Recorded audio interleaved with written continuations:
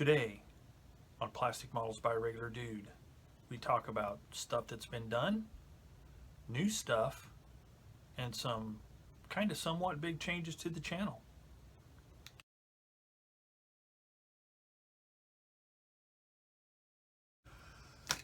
Welcome back to Plastic Models by a Regular Dude and my Q3 2021 update.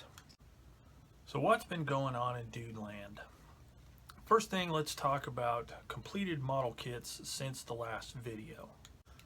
The first kit I got completed, and I was actually working on it during the last video, was the last update video, was the Tamiya 1/48 scale Fairy Swordfish.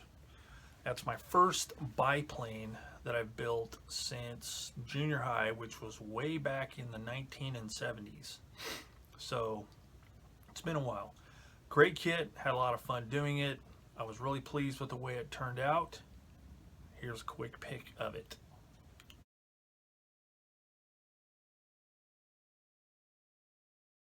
The next kit I got done was the Tamiya 1/48 scale Mosquito in photo recon markings and paint.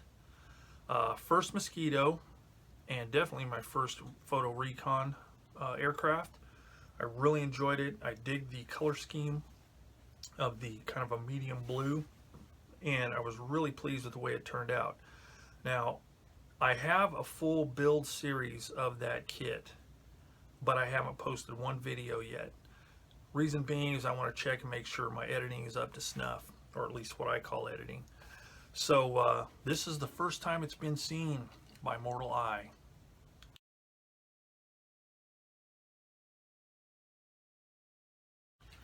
The next kit I got completed was the Trumpeter 1/35 scale Tiger 1. I did this kit with transport tracks and kind of in a transport mode, and I have to say that for my first Trumpeter kit, I was duly impressed. It's a very nice kit. The inclusion of polystyrene Zimmerit is just awesome, and it worked like a champ. Overall, I'm really stoked with the way it turned out. I used different paint on it from previous models, so there's a little bit of experimentation going on there, but I talk about that in the actual build series, so if you want, you can check that out. But in the meantime, here's a quick photo of it.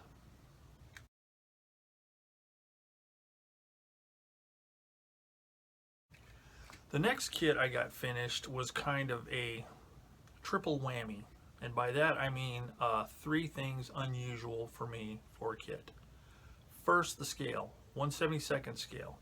I've only built one 1/72 scale kit since I returned to the hobby several years back. And so working in a scale that small, I thought would be quite challenging, but it wasn't as challenging as I thought it would be. Number two, it is a brand that I've never built before, and it's a fairly new brand, and that's Arma Hobbies. I'd heard some stuff about them, read some reviews, and it's pretty overwhelming that they make really nice kits, so I thought, hey, I'll give one a shot. And the one that I built is the third unusual thing, in that I have never built a Hurricane before. Always wanted to. I really dig the aircraft, but I've just never done it. So triple whammy, as I said. 1/72 scale, Arma Hobbies, a new brand for me, and a Hurricane. Here's how it turned out.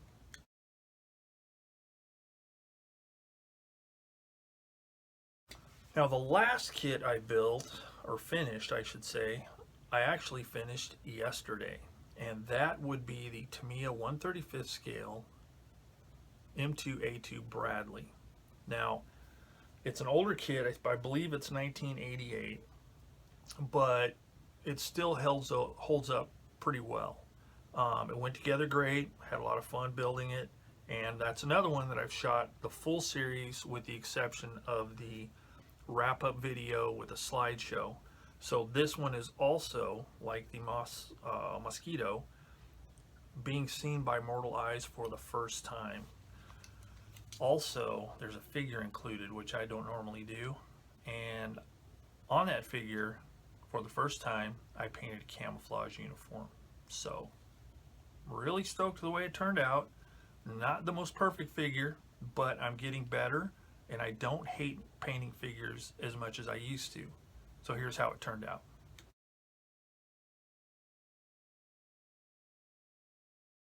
So that was all the kits that I've gotten completed.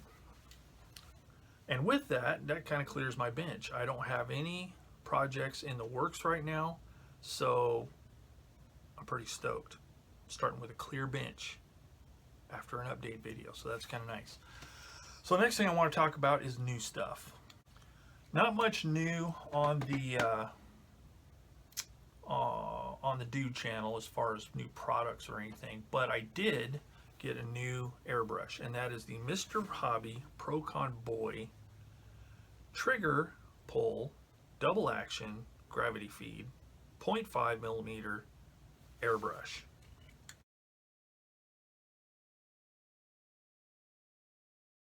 So that airbrush, also the model number is PS290. Now, the reason I bought this, if you're wondering, is because I am trying to streamline my airbrush collection. Streamlining the collection by buying yet another airbrush. Well, there's a reason. I'm trying to get an airbrush for the primary things that I do. And I'm going to be doing a video on that soon, so I won't get too much into it. But the reason I bought this one is because of the 0.5 nozzle. It has a round cap and a fan cap as well. So that gives me a couple of different ways to spray things. And I bought this one, especially it being 0.5 millimeter, is because I'll be using this for single colors. Like say if I'm spraying an armor subject and it just has one color on it, this will make it quicker and I can lay down a good amount of paint, and also be great for primer because I like to prime things, and primers are generally thicker, so the 0.5 nozzle will help with that, and I can lay down more primer and or paint at once, thereby getting a nicer finish, I believe. But anyway, really nice airbrush, glad I got it. And yeah, so that's the first thing. So the next item isn't really new, it's making a return performance, and that's Mission Models paint. If you've watched my channel for a while, you know I've tried it in the past, and although I was impressed with the finish and the durability of it and the look of it, I didn't find it quite awesome enough to change from using Tamiya paints for a number of reasons, and I'm not going to get into that right now. But I have discovered that since I had the COVIDs last year, anytime, and it may not be related, or it might be related, it's just uncanny timing. Anytime I use Tamiya paints or any other solvent-based paints, even with their acrylic thinners as opposed to lacquer thinners, I get a splitting headache, even with a mask. So that, in addition to the fact that my grandchildren are around here a lot more, and I share office space with my wife, I figure it best to try and see if I could come up with a water-based paint solution to keep the fumes down. And after trying these again, and after some helpful tips, I like these paints. I'm stoked with them. They seem to be working really well multiple times, not just one off and it's like, oh, these are great, I'm gonna buy a whole bunch of them. No, I've tested and they really work well. So these are back on the bench, and I plan on doing a video in the near future on my thoughts about the acrylic paints that I have and what I like and dislike about them. So stay tuned for that. But that's really all the new stuff. We have the airbrush and Mission Models paints making a return. Next topic is what's coming up on the bench. So my next build is going to be the Tamiya 1/48 scale BF 109 G6.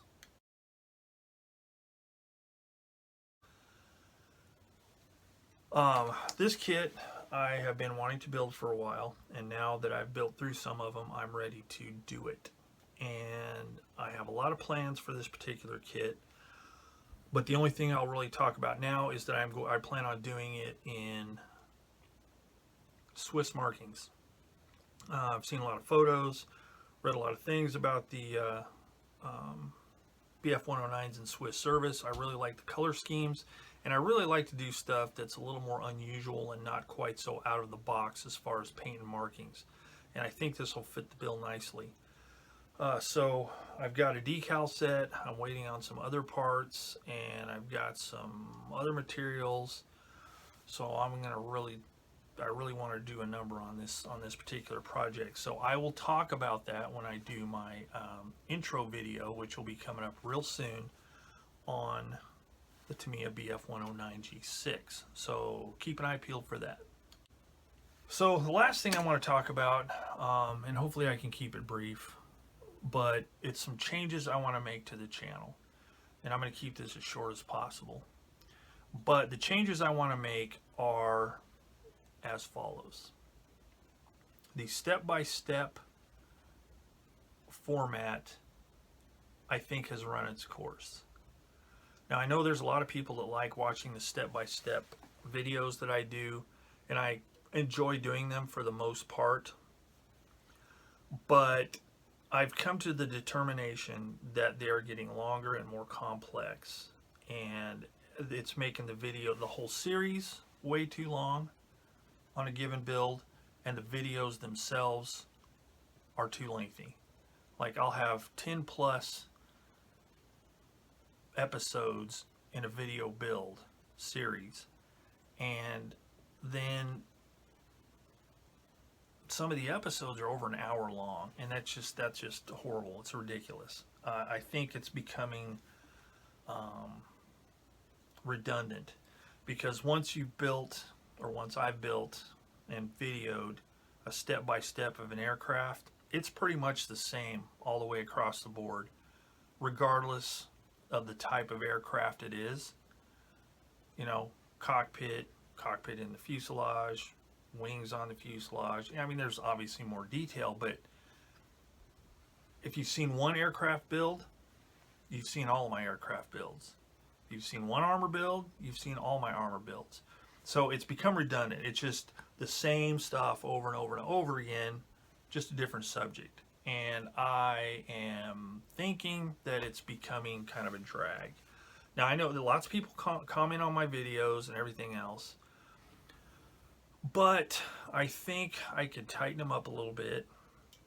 I could cut them way back, and I feel they could be a little more interesting without having to take so long. So the format from here on out, unless something changes, is going to be more of a summary type update. So I'll do a number of steps. I may shoot some video of it, but it's going to be like looking at some stuff that's already assembled, and I'll say, this is what I did, this is how I did this is how I did that, this is where I am at in the build. And that's it. It's going to be shorter and less videos for the series. Now, I'm going to keep my equipment handy and on and ready to go. That way, if I come upon something that looks like it might be a challenge, or somebody like a beginner might have some trouble with, or may need some guidance, then that's when I'll actually video the process. So I'm only going to hit the important stuff, because my target audience, other than my regular viewers, is to help out beginners and maybe, you know, intermediate builders. And I feel like I can better do that by just doing shorter, more summarizing type videos. And that will free me up to do something else that I'm wanting to add to the channel, and that's more how-to type stuff, but specific how-to type stuff. For example, if I'm building an aircraft model that has a camouflage paint job, okay, doing it the way I do it now, I may have an hour-long video. Well, 30 minutes into the video, I may start working on the camouflage, and I'll describe the process I use, which adds to the length of the video. But also, it's so far into the video, most people have shut it off by then, because looking at my numbers, and I'm not about the numbers, but it does tell me things. if I have an hour-long video, the average view time for that video may be 6 minutes. So they sure ain't seeing much. And that's fine. The part of the problem, I think the video is too bleeding long. And the really helpful part, like showing how I actually mask or make my masks and mask the aircraft for painting, is lost in the middle somewhere. Nobody's going to see it. So I want to take those types of things and make individual shorter videos. So they'll be very specific. This is how I mask the upper surfaces on an aircraft, and then show it step by step, but not be real long about it. I also want to do a lot of not step by step, but demonstration type stuff, how-tos, like how I do this, how I do that. I also want to do more, like, I don't want to call it product testing, but show how I use certain products, like the Mission Models paints, and why I like them so much now. I'd like to do a video showing how I use it. Maybe do a video showing how that compares to Vallejo Model Air and Ammo by MiG paints. Stuff like that. Show, videos about the airbrushes and why I use the 3 different types that I use, what I use them for, so on and so forth. I think I can be more helpful to my target audience by doing things that way. I can do a summarization video, and if somebody says, I'd really like to see a step-by-step thing, it's like, okay, here's a link, go check out my Tamiya 148 scale F4F Wildcat build. Step-by-step, beginning to end, including paint and light weathering, and you'll see exactly how I do an aircraft build. So that's kind of the plan for the most part for the channel. I just want to make it a little more concise and make my enjoyment of the hobby a little bit better, because in these step-by-step videos, sometimes I get so focused on what's going on up here that things fall through the cracks down on the bench. Like I'll put wrong parts for the particular marking option I'm doing on an aircraft or a vehicle, and it pretty much, most people wouldn't notice, but it kind of screws it up because I don't like making those kind of mistakes. So I feel by just doing summary type things, I can focus on the model, build it more accurately, get it done quicker, and be more concise on the videos. So that's that plan. And then the last thing that I want to do differently on the channel is I want to add something, and that is live videos. And what I would like to do is I want to make announcements and say, hey, I'm going to do a live build video on such and such date at this time. And all I'm going to do, turn on the equipment, aim it at the bench, and be working on a model, and hopefully, and this is the primary thing, doing some communication and talking and so forth with people watching the video. They can tune into the video, they can be working on their models at home or whatever. I can be working on it. Somebody can ask me a question or say, oh, hey, you know what? I built that kit one time and I did this. Or, how do you like the kit so far? Just some communication going while I'm building the model. I can look on my monitor and say, oh, Joe Bob asked me such and such. Here's my answer. So that'll get some kind of interaction going with the audience. And that's what I like to do, because I met some really great people just because of this YouTube channel, and I'd like to be able to communicate a little bit with them. Also, I would like to do some Q&A live videos. So I'm going to do a video at this time on this day. It's going to be a question and answer session. So you come up with some questions and then you put them in the comment section, and I'll do the same thing. It's like, okay, this person asked me, why do you like this paint better than that paint? Well, let me tell you, and I can communicate about that. So that is, I want to get a little bit more interaction going with everybody. So here's what I want. Anybody that's got this far in the video, if you like the idea of the live stuff, please put it in the comments section down below. Yeah, I think it's a great idea, or not such a great idea. And just let me know what you think. So I'd really appreciate it if you did that.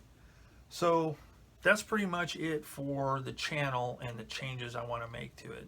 So hopefully going forward, things will be a little sharper. You know, my production quality isn't going to get any better because I just can't learn new software very easily. I just don't have the time for it. I want to be able to use what I have, and you know, if I do it this way, it'll help. So anyway, that's it for changes to the channel. And with that, that's the end. That's all there is for this video. So, as always, thanks for watching if you made it this far. And as always, again, if you have any questions, hints, tips, comments, concerns, put them in the comments section down below, and I'll get back to you as quick as I can. Also, if you like the video, hit the like button. Give me a thumbs up. I don't know what that does, but it'll change the number on the little screen there, so that's kind of cool. If you don't like it, thumbs down. And tell me why you don't like it down in the comments section. Also, if you haven't subscribed to my channel yet, please do so if you would like. I've got all kinds of build videos, and if you've listened to the whole video, I've got some new stuff coming up as well. So, thank you very much for watching Plastic Models by a Regular Dude, and I will see you all later.